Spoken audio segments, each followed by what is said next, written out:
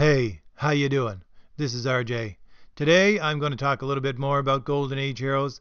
I'm saying that Golden Age heroes are the future of comic books, especially because they're now in the public domain and so that anybody can use them, and that history is there with them that I would say all North American comics need, and people can dig into that history, and so it gives an easy in for people to put out really good comics with really good heroes and traditional heroes that people are looking for. And that's why I think that Golden Age heroes are going to be the future of comic books in the near future even. And I want to go over today the right way to bring these heroes forward and the wrong way to bring these heroes forward, because there are many different reasons why you can do it the right way and the wrong way, and it would vary, I'm certain, depending on what decade you're in. But I'm just going to talk about it now, today. If you brought these characters forward, which I can see happening already, what is the right way to do it and what is the wrong way to do it? And we have a really good example of that just today, because you have a set of heroes that has been used and utilized by two different companies who are trying to bring both of them forward, because they're all in the public domain, so they're trying to bring a specific set of heroes forward, and they're both using the same heroes. So first of all, we have Dynamite with their Project Superheroes, and then we have Antarctic Press with their public domain. And I'd say that I'll go over both the stories a little bit because you have a little bit more story for Project Superheroes than public domain, but I'll go over a little bit of what each is and how each of them is doing it right or wrong. So Project Superheroes is being put out by Dynamite, and this is basically the fourth edition, we'll say, of these heroes in their universe. And the heroes that they're using, the Golden Age heroes that they're using, would include Black Terror, the Mask or Masquerade. There's also the Green Llama, the Scarab, also heroes like, well, they call him the Death-Defying Devil now. He's really Daredevil is what he used to be called, but obviously they can't use that name anymore. There's also heroes like Spirit of the American Flag and the Fighting Yank, and a whole bunch of these World War II heroes. And these heroes were originally created, a lot of them like Black Terror, because of the growing popularity of Superman. So these are really good characters. They have grounded histories, and also in public domain they're using a lot of these same heroes. They would also include ones like V-Man and a few others.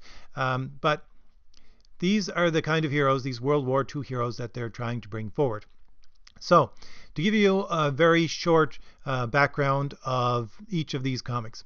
So Project Superheroes, the storyline is basically that you have all these heroes that were fighting in the Second World War, and slightly after the war was over, the Fighting Yank was basically, who was one of the heroes, he was given this choice. He saw a great disaster coming, and supposedly he was told that if he sealed away all of the superheroes, then they would not cause this great disaster. So he sealed all the superheroes except for himself away into the Pandora's box, which is actually an urn, which they got that right, because that's the actual way that it's in history, which I give them credit for that. And so the urn was opened slightly in our past, and all of these heroes from the 1940s just came forward into time, basically, because they were stuck in the urn and they didn't even notice that any time had passed. So it brought them right forward to the present, and in their state that they were just from the 1940s.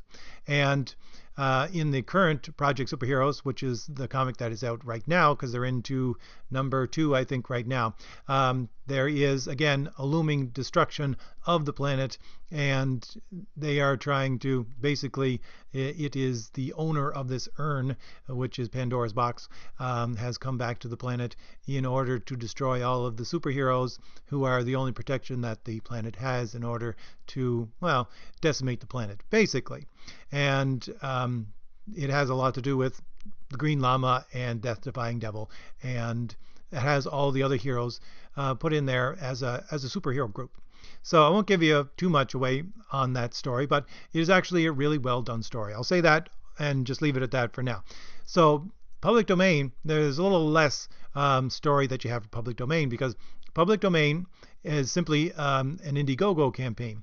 Now, this Indiegogo campaign is basically trying to take almost all these same heroes forward as Project Superheroes, but they're doing it in a way where they are trying to create their own expanded universe at Antarctic Press. Their first go at it was Jungle Comics, which was actually a successful Indiegogo campaign. The second one is this, Public Domain, and it is a story where it is trying to make it into a mystery where all of these heroes disappeared at the end of World War II, and people basically think that all of this heroics that they saw was just a publicity stunt to get people invested in the war, to give them something to back. And so since all of these heroes disappeared, they're basically saying that they were all fakes and that it was just a publicity stunt, and someone is now digging into the past to see if this was actually true and to see if these characters, these heroes, actually existed or if they still exist. And that's basically all of the story that you are given, because it is only an Indiegogo campaign. So, to go over the right way and the wrong way to do this, and I'm going to come right out and say it right here, so I suppose you could stop listening if you want, but that Project Superheroes is doing it right and Public Domain is doing it wrong. Now, I want to go over a couple of different ways. Now, the first of all, as I said in my video about Shazam, about Captain Marvel, that one of the ways, really good ways to bring these heroes forward is art. I think that the art is the way to bring them forward, because a lot of these characters, they have been trying to be brought forward in multiple ways over the years. I remember from the 80s, I can't remember who it was. I think it was Epic tried to bring a lot of these characters forward, like V-Man, and a lot of them, they tried to bring them forward, and it just didn't work. And they tried to do a big event with them, and again, it didn't work. So I think it didn't work partly because, well, it has to do with how comics are published, and you need to have a publishing company first and then you publish comics, not try to be a publishing company that publishes comics solely. I don't think that works that way. If you look at comic history, you just have to be a publisher first and then try to bring the superheroes in. But that's beside the point. The point here is that I don't think it worked also because of the way that they handled the art in those old comics. And I don't think it works for Public Domain here because, again, how they handle the art. People are trying and have tried to bring these heroes forward by imitating the art style of the 40s, or at the very least trying to put it into a way that is hearkening back to that art style. And it just doesn't work. And that's what Public Domain is doing. Its art style is a little bit indie-ish, but in a way that it looks like old-timey. And no one wants old-timey art anymore. And that's one of the things you drastically have to change. And I think that you can drastically change it without changing the heroes, which is the good thing. But Project Superheroes not only has spectacular covers, but the interior of these comics is amazing. It is making these heroes look like they should be standing next to Superman. Look like they should be standing next to Captain America. Okay, Black Terror, it looks in these books, because they give him a lot of splash pages, which is great. You get a really good visual for these heroes. And I think that's another important thing, that use splash pages when you're trying to introduce these heroes, because you make them, as D&C would say, as Richard would say over at Diversity in Comics, make them look like a boss, right? You got to do that, because that's the way the modern visuals work. And Project Superheroes is doing this spectacularly. It is bringing these heroes forward so that you can see that they should be standing next to Superman or Captain America. And this is one of the ways that Public Domain has failed, I'd say. And the other way that it would fail, and specifically, is that the way that they brought them forward in Project Superheroes is that they brought them forward in that these heroes are strictly just straight out of 1940s, because they were trapped in this urn, which is the story, right? So they were trapped there, and then they suddenly come into the present. And they are the same people. I mean, no time has passed for them. They have not changed. They are the same people.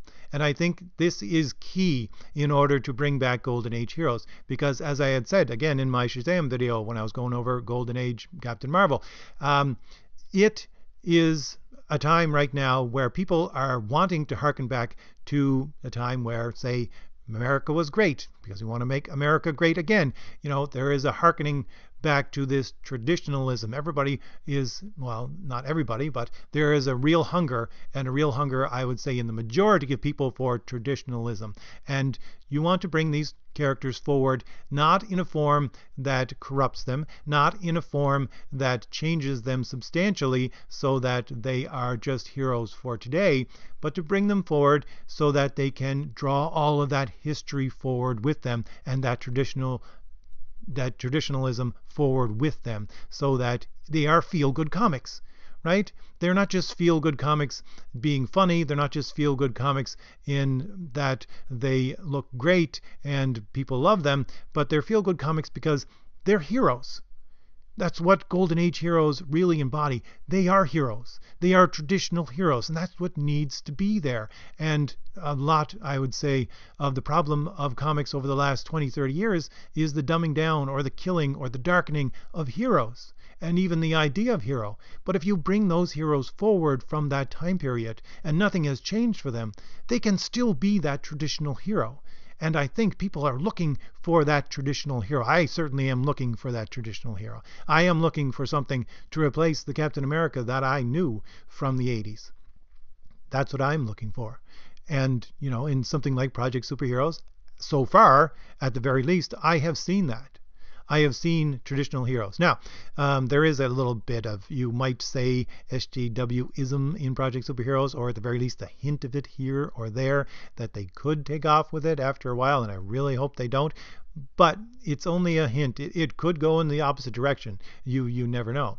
But with public domain, you have the very opposite of that good storytelling. Because with public domain, you start off with everything you know is a lie.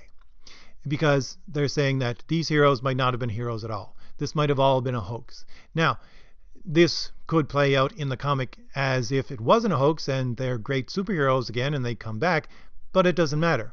That first impression of this comic is that everything you know is a lie.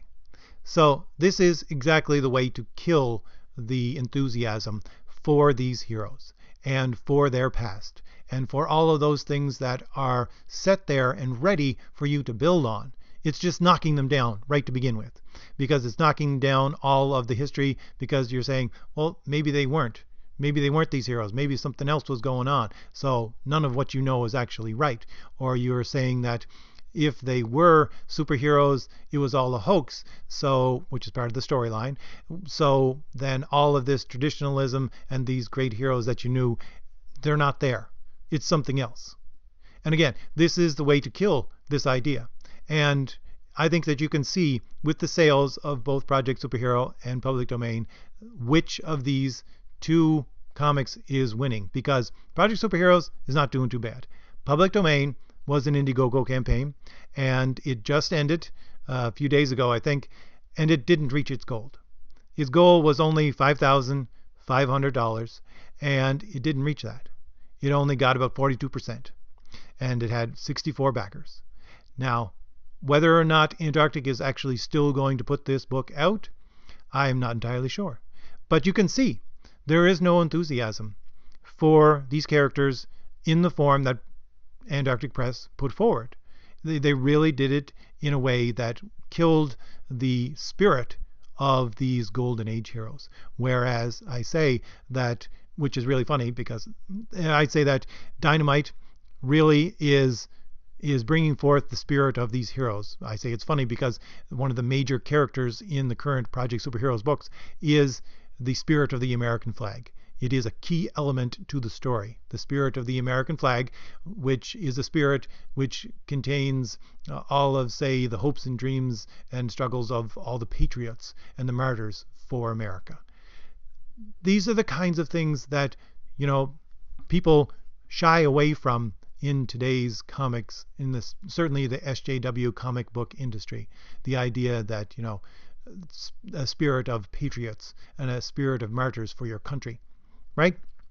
And this is what people are looking for. Again, to go back to the idea of make America great again. If you want something, if you want a comic book that is looking at these ideas, then I would say go look at Project Superheroes. Again, I can't say that it's going to stay that way. I really hope it does. But it is bringing these Golden Age heroes forward. It is bringing them forward in their traditional form. It is keeping them heroes. It's giving them a little bit of funny interactions with normal, everyday society that we have today, which, gives you a little bit of humor and all of that. There is a couple of scenes because Black Terror always comes and saves the day, and then he says, "Black Terror is here," and everybody runs away because they think he's a terrorist, and he gets upset about this because he says, "That's just a name, people." It's really funny. I kind of like, and they're only small little bits, and it really works well. I really am enjoying Project Superheroes. So again, I'm not going to gush over it again because I think I already did enough in another video.